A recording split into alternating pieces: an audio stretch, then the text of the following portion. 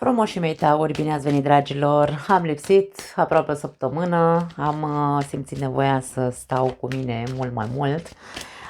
A intrat Neptun în berbec și cam asta îmi cerea mie, personal cel puțin, să fiu un pic mai mult timp cu mine. Dar m-am întors, astăzi vom face talarea despre provocarea și surpriza lunii aprilie pentru voi toți cei care aveți soare, lună, ascendent sau Venus în taur. Hai să vedem provocarea pentru voi, care este ea. Avem două cărți, ies multe cărți și la berbec au și foarte multe cărți. Ia uite ce interesantă provocarea. 2 de cupe și regina de monede.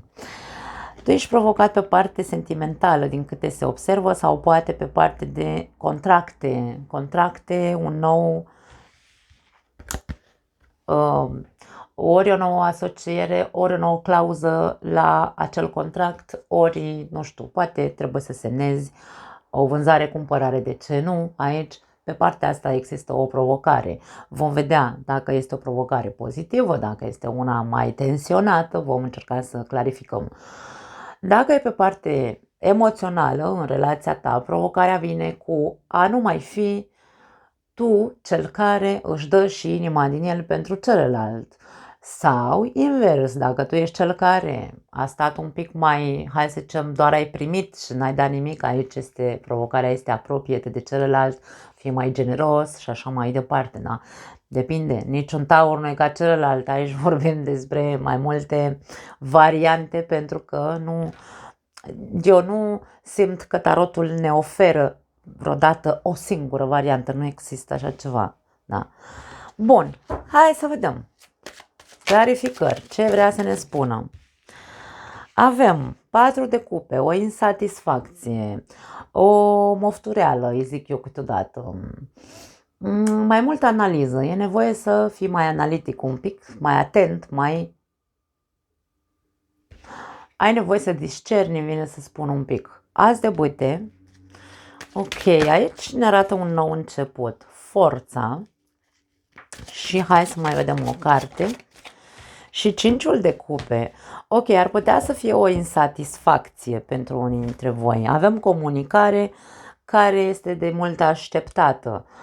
Probabil că unii dintre voi, dacă vorbim despre provocare din punct de vedere sentimental, ori pentru că tu trebuie să fii mai generos cu persoana din viața ta, ori pentru că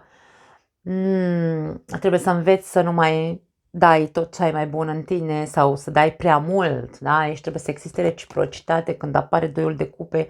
Când vorbim despre un pact sau un contract, este vorba despre părți egale din aceeași ecuație. Așadar, dacă vorbim despre o relație, și tu și partenerul de viață sunteți egali. Atât cât dai trebuie să și primești. Dacă vezi că nu primești, de ce să mai faci atât de mari eforturi să-ți pui sufletul pe tavă, da? Despre asta e vorba. Dacă vorbim despre un job sau despre o asociere, aceleași lucruri. Cu cât tu oferi tot ce ai mai bun în acel proiect sau în acel job, cu atât mai mult trebuie să fii conștient. De aia aici ne spune că trebuie să analizezi și să vezi cumva poziția ta în acel proiect, poziția ta în acea firmă, pentru că dacă tu dai și dai și dai și nu primești sau nu ești, cum se spune, nu ai o retribuție în egalitate, nu știu dacă îmi inventez cuvinte iar din spaniolă, da, dacă nu ești plătit pe măsură, pe măsura eforturilor tale, atunci stai, șezi o leacă și gândește, analizează, pentru că aici vorbim despre, este șansa ta să poți să pactezi din nou, ești provocat să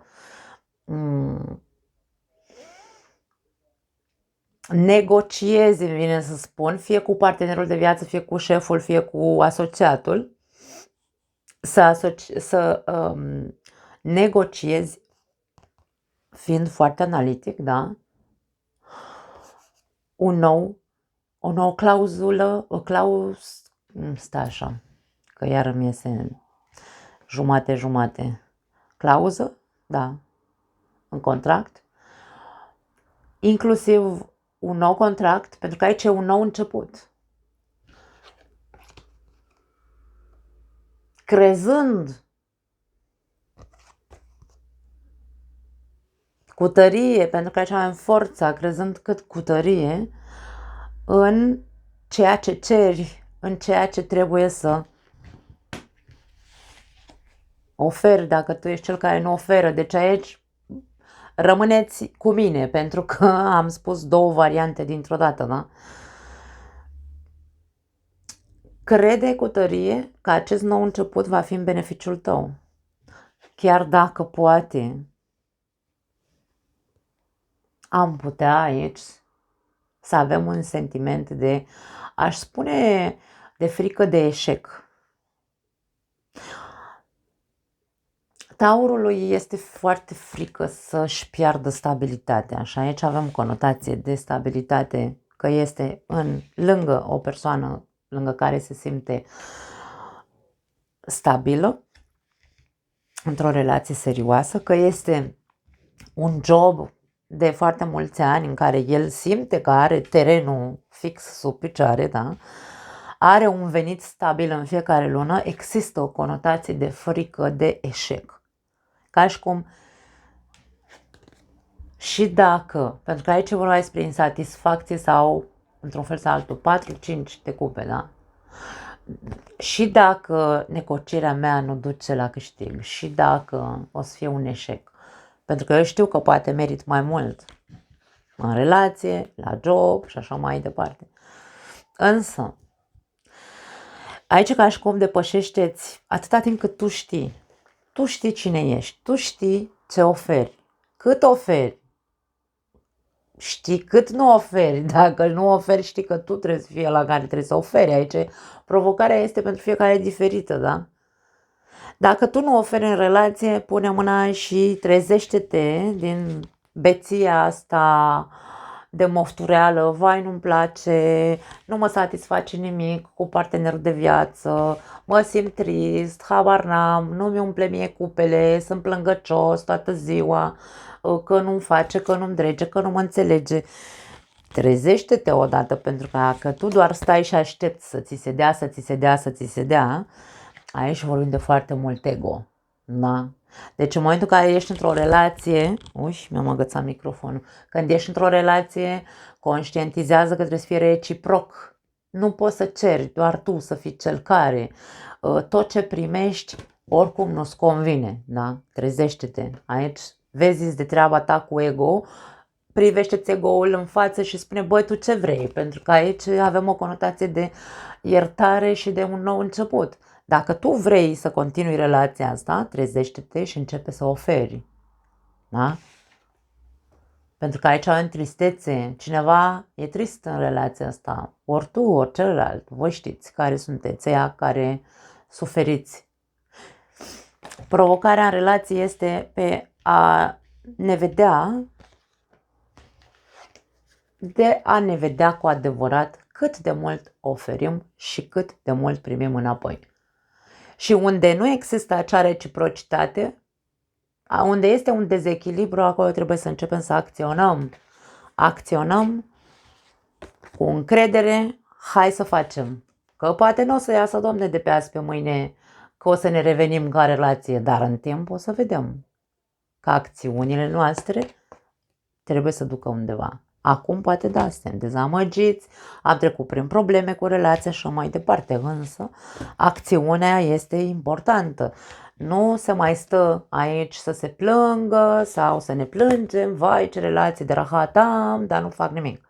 Nu, avem o relație, o considerăm serioasă, hai să facem. Cam asta este ideea.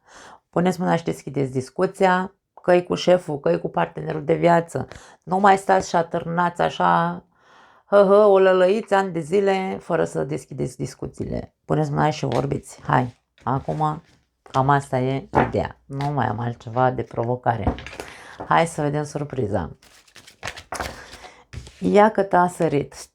Regina de cupe, surpriza vine tot pe plan emoțional sau vine pe plan de plăcere, îmi vine să zic aici. Nu știu de ce îmi vine să zic aici.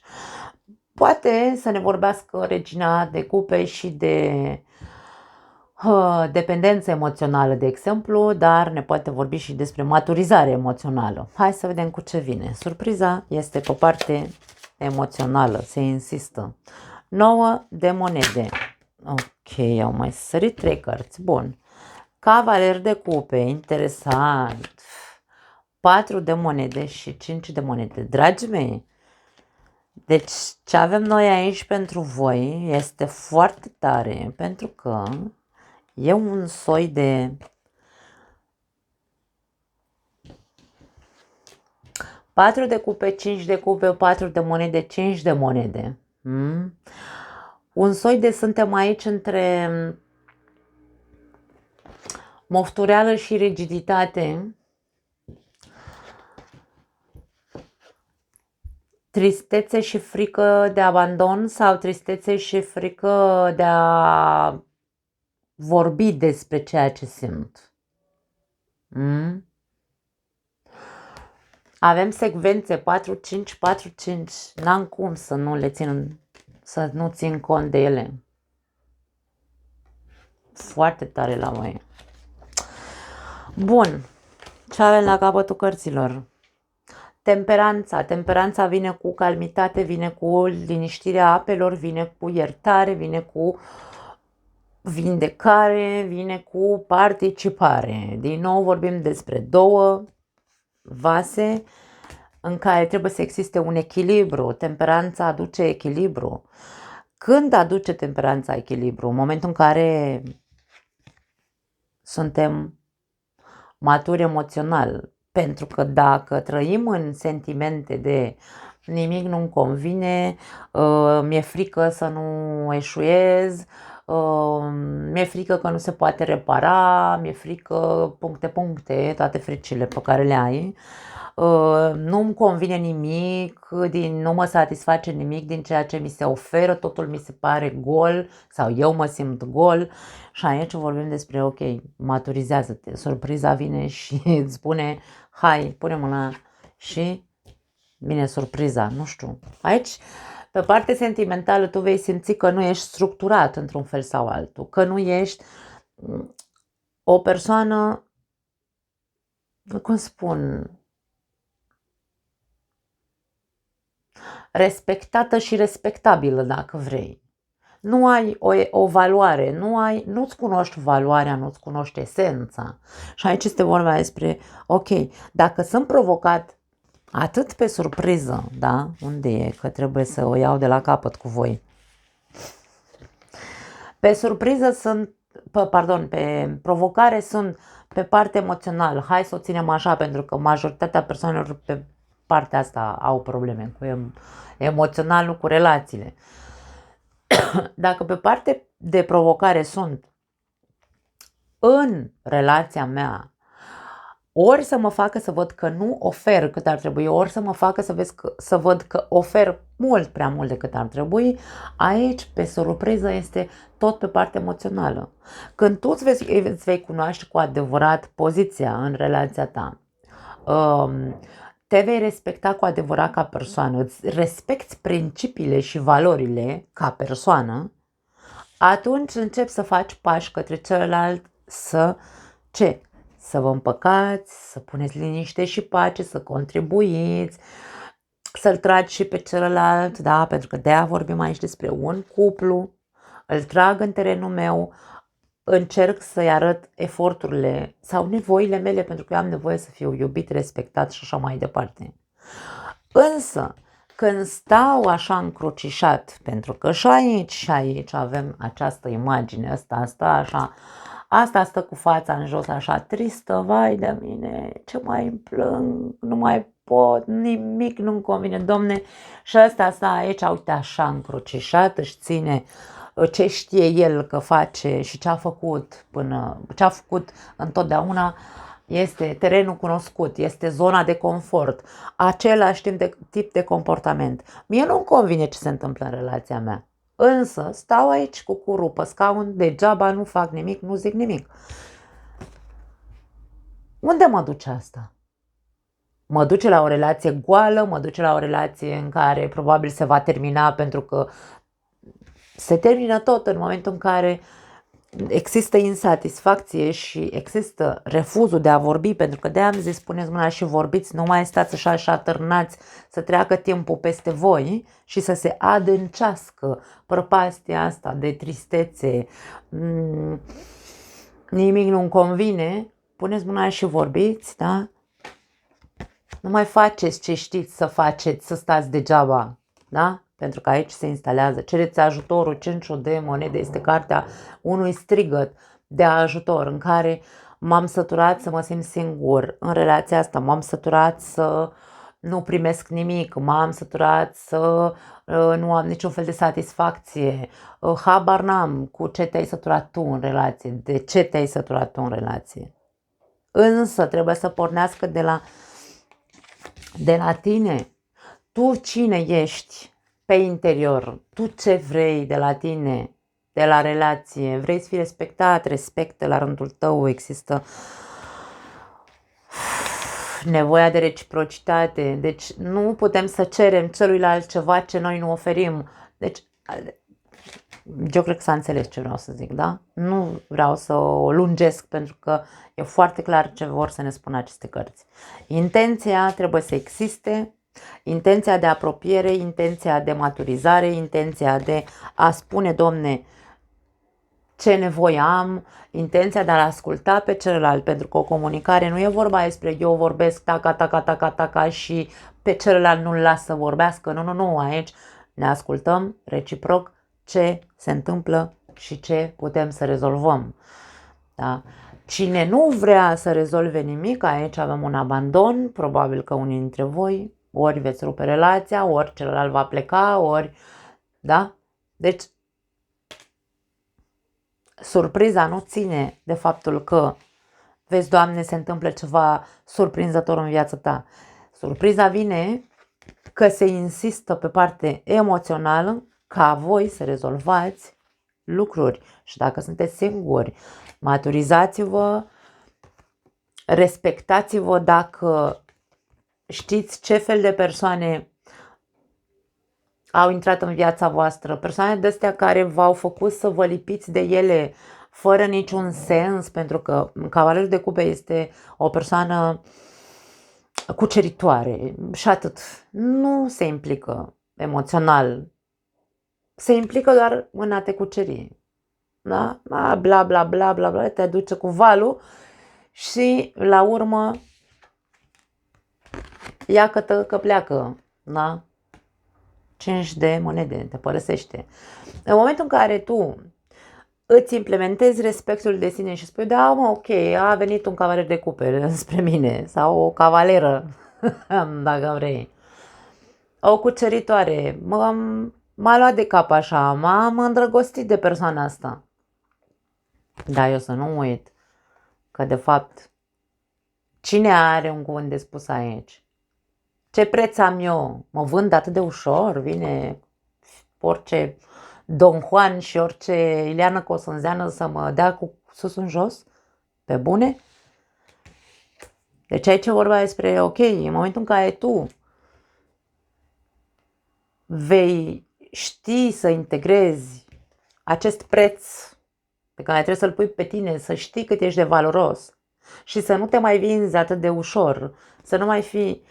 Cu toate că taurul nu e neapărat cerșetor, ideea este că, da, pentru că aici avem ideea cerșetorului, taurul nu e un cerșetor, însă taurul poate cădea în capcana unor persoane foarte șarmante și foarte așa, pe care să nu le vadă, pentru că dacă taurul nu-și cunoaște cu adevărat calitățile și defectele, pentru că aici vorbim despre un soi de zonă cunoscută, eu sunt așa și atât, dar nu ești doar atât, ești mult mai mult, ești un 9 de monede, respect, valoare de sine, preț, cât valorezi. Pentru că atunci faci pe cerșetorul când nu te valorezi. Da? Cam asta e. Pentru unii dintre voi poate să fie împăcarea cu cineva din trecutul vostru cu care ați rupt o legătură, poate să fie surpriza, vine o persoană cu care tu ai avut o relație romantică și ține foarte mult de tine dacă mai primești sau nu persoana asta înapoi. Unii dintre voi puteți să o faceți în ciuda faptului că ați fost părăsiți sau, nu știu, abandonați într-un fel sau altul sau v-ați simțit singuri când ați fost împreună cu această persoană. Depinde doar de voi. Aici doar tu ești cel care poate să miște într-un fel sau altul. Fisa, cum se zice, da? Nu pot să zic altceva. Foarte tare interesant, rău de tot la voi. Nu mai am altceva, dragii mei. Vă doresc un aprilie interesant și vouă și frumos și na. Ideea este să fiți aici deschiși, conștienți de oferi sau nu oferi. Vrei sau nu vrei. Ce vrei. Cam asta este ideea întregului tablou pe care îl văd între aceste două etalări. Nu mai am altceva. Vă pup. Ne vedem data viitoare. Ceau!